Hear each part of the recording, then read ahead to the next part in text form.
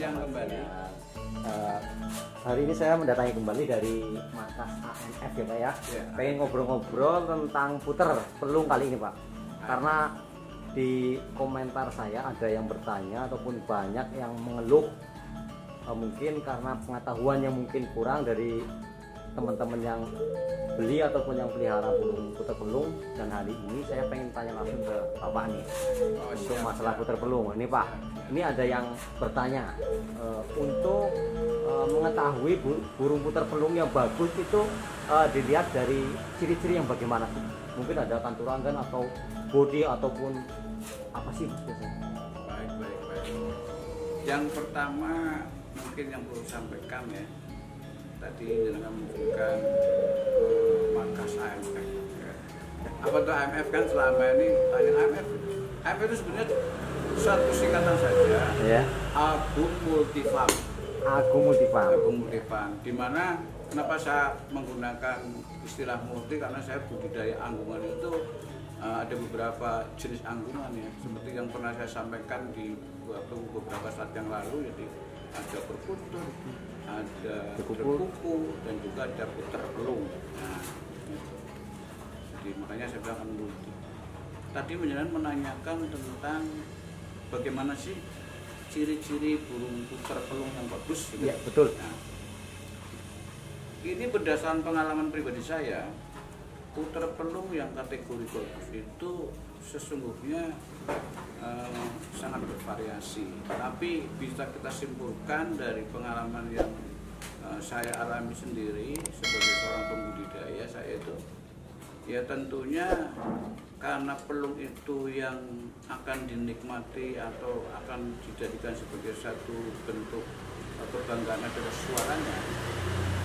Tentunya kalau kepada suara ya kita tidak bisa lepas dari ciri fisik, dimana dalam setiap suara yang dihasilkan oleh satu bentuk benda apapun itu kan tentunya tidak lepas dari asli bendanya kan. Contoh misalnya puter pelung yang diinginkan itu yang suara besar misalnya, atau yang suara menengah misalnya kan gitu. Kalau yang diinginkan suara besar ya secara fisik kita harus bisa memahami. Tapi bukan berarti setiap burung yang fisiknya besar terus kemudian suaranya besar, itu bukan jaminan juga. Cuman ada yang secara spesifik ya kita bisa teliti dari pengalaman pribadi saya.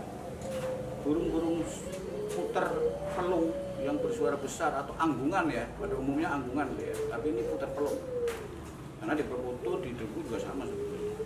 Jadi manakala burung itu kepalanya besar, artinya tengkorak kepalanya besar, pada umumnya suaranya besar. Karena suara besar itu bukan diperoleh dari fisik yang besar, tapi lebih kepada fisik menunjang, terus bentuk antara kepala, leher, paruh, dan badan itu proporsi. Jadi artinya betul-betul sangat seimbang gitu. Itu insya Allah ya hasilnya pada saat kita harapkan seperti yang bisa sering kita lihat dari hasil-hasil yang kita produksi seperti itu. Jadi suara besar itu berasal dari tengkorak yang besar, karena terbukti dari burung badannya besar, lehernya panjang, kalau kepalanya kecil, suaranya nggak bisa besar. Gitu. Kalau toh mungkin ada, itu nah mungkin pengecualian ya, artinya seperti itu. Saya dari pengalaman seperti itu. Terus kemudian panjangnya suara dan pendeknya suara pelung, dalam arti kenapa dibilang pelung? Ya seperti ayam, gitu, ayam pelung.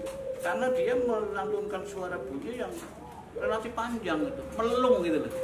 Nah, kalau puter biasa kan cuma lokal ya, biasa itu kan deruk, wah gitu kan. Kalau pelung kan beda itu, jadi pelung, gitu kan.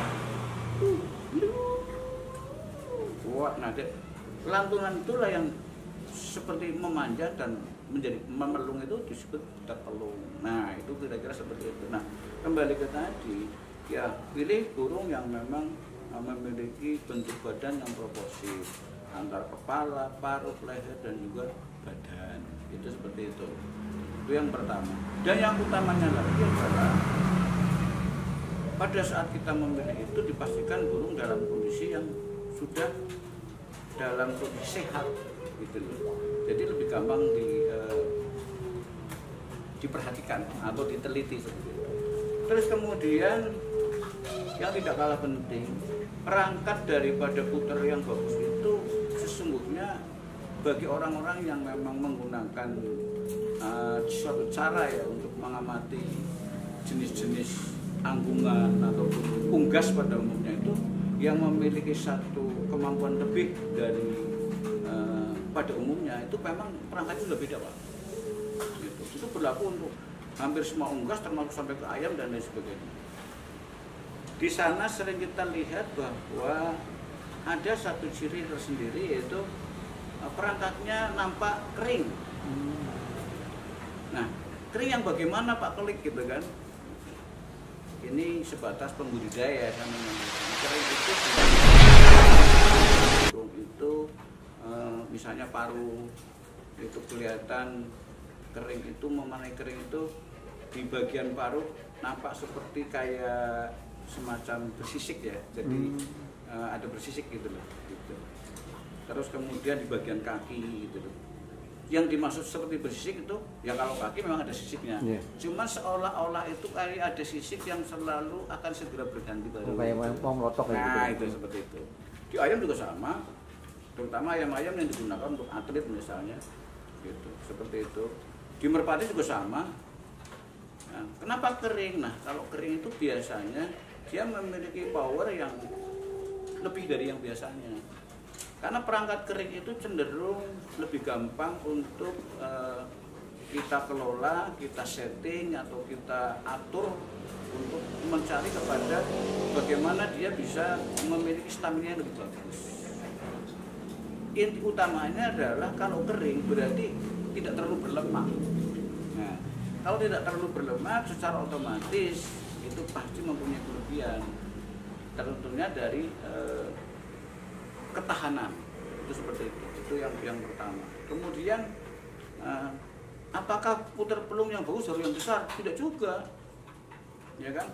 Karena dalam seni suara lomba anggungan, terutama pelung dalam hal ini adalah yang perlu dipahami memiliki suara lengkap, suara depan, suara tengah, dan suara ujung.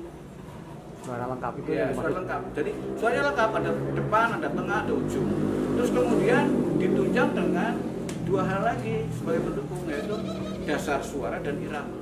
Karena dalam penilaian atau menentukan kriteria burung yang bagus di anggungan, dalam hal ini pelung, itu juga menggunakan satu penilaian atau pakem ya, seperti hanya perkutut, hampir sama gitu. Jadi suara depan, tengah, ujung misalnya nah, tadi depannya tengah, terus belakang itu seperti itu. Ada juga sekarang yang banyak sedang dicari bahkan dijadikan sebagai satu pedoman ya, bahwa yang bagus itu yang ujungnya 2 not. Apa itu 2 not? Nah, 2 not itu sebetulnya menurut pengalaman kita ya, dari seringnya kita bergaul dengan para pendahulu atau senior-senior itu, yang pada saat di ujung itu seolah-olah memiliki 2 ketuk. Gitu. Contoh seperti ini, kalau burung lokal ya, ini karena pelung juga harus ada pembandingnya kan. Kalau burung lokal, wah, gitu kan. Nah kalau di pelung, wah, itu satu ya, satu not. Tapi kalau nah ada kuok itu kan kuok. Kalau kuok kan cuma satu. Nah, kuok ini seolah 2 not, ujungnya 2 not gitu. Nah, ujung di situ sebetulnya lebih dari dia panjang, memang memiliki ketukannya itu sepertinya 2 ketukan gitu, seperti itu. Gitu. Wow, gitu. Nah, cuman selama ini di pelung itu yang dikategorikan pelung itu memiliki suara bagus, terus kemudian bahkan istimewa, itu dari interanggungnya. Interanggung itu dalam kondisi berbunyi antara suara depan, tengah, dan ujung. Ini namanya interanggung. Itu kurang lebih seperti itu ya. Interanggung itu dari depan ke tengah itu seolah-olah ada jeda. Terus dari tengah ke belakang ada jeda lagi. Bahkan ada beberapa burung yang sempat menjadi satu burung yang seolah-olah luar biasa diminati banyak para penggemar itu. Jadi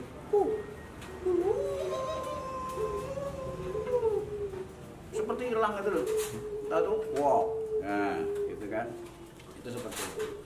Nah, karena panjangnya inilah yang sebetulnya menjadikan pelung itu memiliki penilaian atau anggapan orang itu istimewa. Tapi sebetulnya apakah juga harus panjang-panjang seperti itu misalnya? Ya setidaknya panjang tapi irama lagunya tidak ketinggalan. Soalnya kalau misalnya panjang nih, oh misal, gitu loh. Ini untuk percontohan. Kan pasti kalah bagus dengan yang ada lagunya. Rasanya kan gitu. Ada irama lagunya kan gitu. Karena dituntut irama dalam sebuah perlombaan. Jadi depan, tengah, ujung, dasar suara irama. Kan gitu. Ini seperti itu. Itu kurang lebih yang bisa saya sampaikan tentang masalah bagaimana tips memilih pelung yang berkualitas bagus gitu loh. Berarti dari body juga tepuk body, harus Pak, paruh harus, gitu. Karena ya itu tadi saya sampaikan bahwa contoh lah misalnya, kenapa saya katakan harus proporsi, terus juga memiliki bentuk-bentuk paruh maupun kepala yang proporsi gitu kan. Ya karena pada saat ada cacat di bagian-bagian tertentu, apalagi misalnya hidung, nah ini sangat berpengaruh.